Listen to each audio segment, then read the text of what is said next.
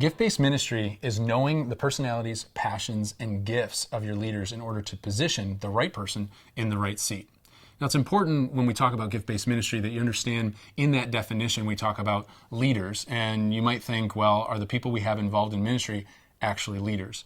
For the purpose of the definition and even the conversation that we're going to have today, we define leaders as people that have influence over others. So anyone serving in any type of role obviously has influence over others. And so for the purpose of gift-based ministry, are leaders. And so when you think about what it could look like just for a moment to consider a church that has a group of volunteers that are engaged according to their passions, according to their personalities, and according to their giftedness, you start to have a picture of a church that's fully functioning in a pretty exciting way. People say things like they get to be a part of this rather than, I can't believe I have to do that. And so if you can, for a moment, as we go through this journey, just consider for a second what it would look like to have a church where gift-based ministry was fully functioning and firing on all cylinders. If you think about it for a moment, we want to kind of reverse engineer that concept so we can look at the pieces and start to understand them as we go through the journey. And so as we do that, you're going to pick out pieces that are going to be super helpful, hopefully. You might pick out some things that I say that you're like, no joke, we already knew that. And so I really want to encourage you to take what's helpful and then set aside what's not. There's going to be action points, and hopefully we'll get as practical as possible as we move along. In 1 Corinthians chapter 12, we see that the Apostle Paul talks about the church being the body of Christ and how we all function according to our role in the same way that a body functions, that the head shouldn't be envious of the feet or vice versa, is typically the way the illustration goes. Either way, the body has specific members and they should be functioning accordingly. More often than not, we say, if you love doing something, that it's probably something you should be doing. But I think that's kind of a misnomer. It's only one part of the equation. Marcus Buckingham, a renowned leadership author and consultant, talks about this idea of strength versus weakness. In the right circles or in specific circles, you'll hear people say you need to marginalize your weaknesses and just focus on your strengths. And others that say, listen, if you want to be well-rounded and a good leader, you need to kind of marginalize your strengths because you're already good at them and really work on your weaknesses. And the thing that I like about what Marcus Buckingham presents is that strengths and weaknesses aren't really about this idea of what you're good at as much as it is how it makes you feel when you're completed with the action. So his premise is that if something is leaving you feeling stronger, it's a strength. If you do something that you're good at and you feel weaker when you're done, it's actually a weakness. It's an interesting concept as we kind of go along this journey to maybe reorient our minds around the idea of strengths and weaknesses and giftedness and passions, because they all get kind of convoluted. And so hopefully throughout today's journey and in the following messages that are going to be shared, that you'll be able to pick out those pieces and understand them individually. People feeling stronger every time they're engaged in an area that they're currently serving in is a pretty powerful concept. What does it look like to lean into the areas that you actually walk away from saying, I feel stronger, I feel more alive, I can't believe I get to do this? How do we identify the strengths of people and then put them in the place that they're supposed to be in? One of the traps is to kind of take passion and obligation. It seems like they're two sides of a really evil coin, right? So on the one side, listen, if you're passionate about it, then you should do it. Like, listen, just go for it. You're so passionate about it, you must be good at it, right? Yeah, not always. And the other side of that ugly coin is obligation, right? Like, listen, we need help. If you love Jesus, you'll help us. It's this evil side of this evil two sides of one coin. You might say that people are called to do something. We use that language a lot as pastors, that we feel called to do it. But what does it really mean for a layperson to feel called to do something? More often than not, they confuse a calling with a passion.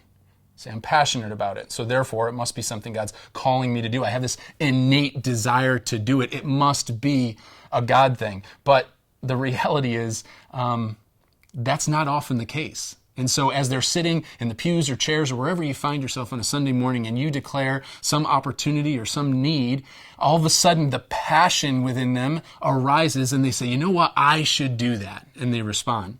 Is that ultimately helpful? Well, I think we can look to American Idol for our answer. You think there's an entire multi-million, probably billion-dollar industry focused around a group of people that are super passionate about something and are terrible at it for our entertainment. We watch as poor people get up in front of us singing their little hearts out, and it is terrible. But they're passionate, right? So does passion equal calling? Of course not.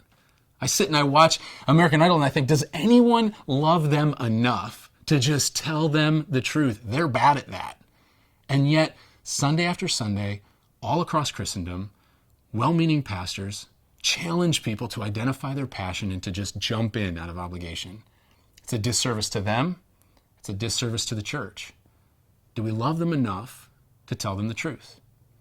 Or somewhere along the line, have we been gripped by the need of filling spots? Well, let's unpack some of that, because I want to submit to you the idea that it's actually more work when you get people involved in what it is they're passionate about but aren't necessarily called to do.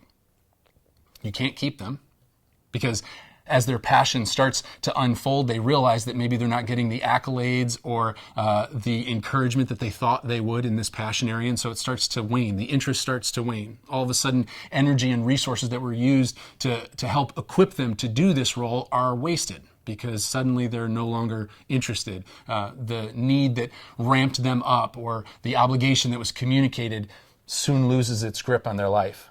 It's kind of a hit or miss environment in most churches. Calling is not passion alone.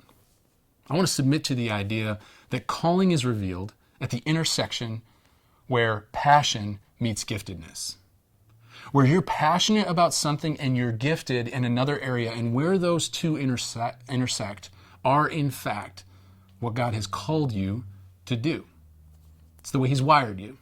He's given you this passion and He's given you this giftedness, and where they intersect becomes this opportunity for serving. As pastors, our role is to equip the saints, right? To do the work of the ministry, equip the saints to do the work of the ministry, not do the work of the ministry and then try to trick the saints into joining us, obligate them into being a part of things. And I'm not saying that we're all that bad, because I'm sure that there's a wide range of people watching this video. But I know that all of us are guilty at some point or another of thinking about the things that need to be done and looking across the congregation of people and saying, can anybody just help?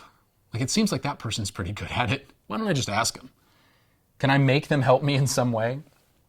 I want to encourage you to just take a couple minutes and consider the idea of what it would look like to create a system where people could identify their passion and their giftedness, connect it with their personality, and the church wins.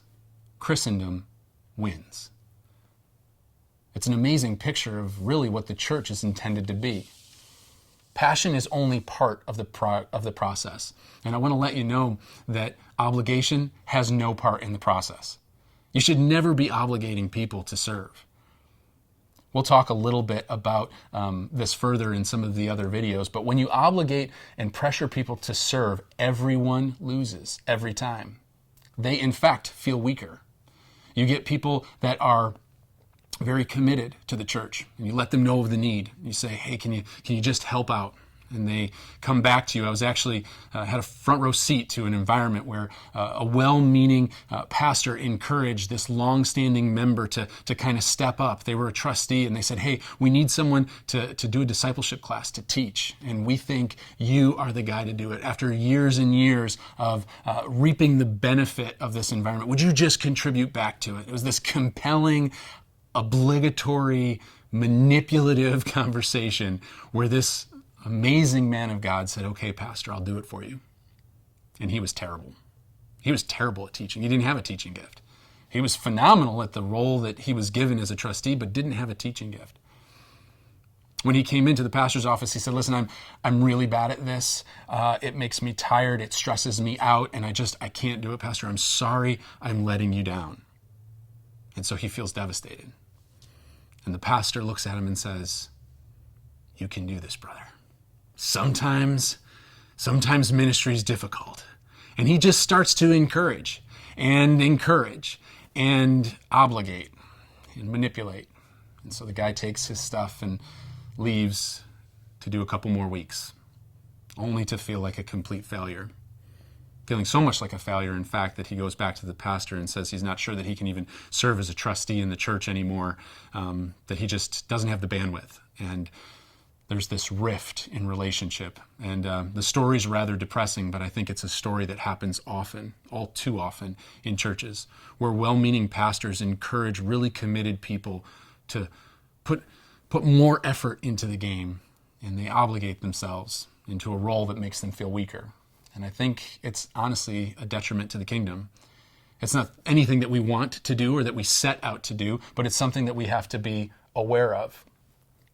That we can get to a place where people don't want to be serving in roles that they're actually bad at. And everyone loses when they do. The people they're doing ministry to are not enjoying it because they're being taught by people without a teaching gift. And so they start to diminish. The person teaching feels like they're failing. And all the while, the church is missing out on what that person is actually gifted and wired to do, what God created them to do. So let's talk a little bit about mindset. Some of this is a mindset. You need to acknowledge that there's a problem with the way that you're currently doing ministry. And I was hesitant as I considered how to communicate this because I didn't want to say, hey, there's a problem that you have, because I feel like there's an immediate defensive response like, hey, you've got a problem. What are you talking about? But the truth is, in order for change to take place, we have to come to a moment where we acknowledge there's a problem. And so maybe your problem is a small one. Maybe it's a large one. But as a leader, you have to man up or woman up and realize, you know what? There's a problem. Something needs to change.